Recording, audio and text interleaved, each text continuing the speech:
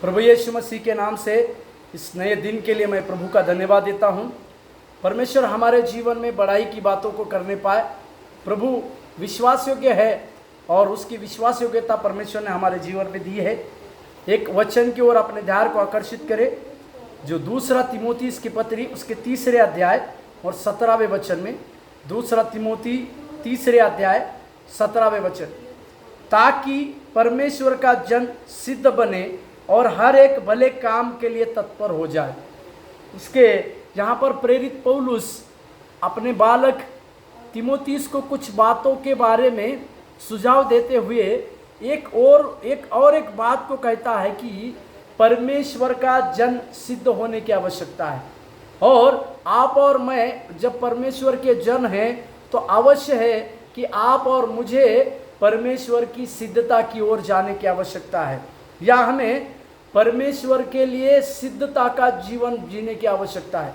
सिद्धता का जीवन मतलब जैसे परमेश्वर ने अपने पिता की इच्छा को पूरी किया, उसी तरह से हमें इस वचनों का सहारा लेकर प्रभु यीशु मसीह की जो इच्छा है उस इच्छा को हमारे जीवन में पूरी करने की आवश्यकता है। और उस इच्छाओं को पूरी करने के लिए हम अपने जीवन को परमेश्वर के हाथों में सौंपते हुए आगे की ओर बढ़ते रहने की आवश्यकता है।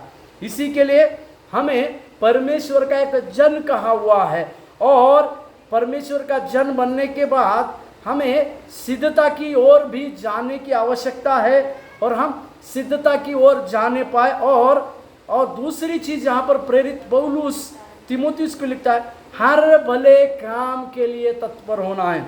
मेरे प्यारो, ये चीज हमारे लिए बहुत बड़ी है, क्योंकि जिस सेवकाई के लिए आपने और हमने हाथ बटाया है वो सेवकाई का मतलब है प्रभु यीशु मसीह ने जिस प्रकार के सारे भले कामों को किए, जिस प्रकार के सारे अच्छे कामों को किए, उसी प्रकार के सारे भले कामों को करने के लिए अपने आप को या अपने जीवन को सौंप देना। और हर भले काम को जो यीशु मसीह ने हमारे लिए सिखाए गए थे, उस भले काम को करने के लिए आपको और मुझको तत्परता के साथ जीवन बिताने की आवश्यकता है। मतलब हर एक भला कार्य जो यीशु मसीह ने हमें सिखाया है, उस भले कार्य को पूरा करने के लिए हमें तत्पर होने की आवश्यकता है।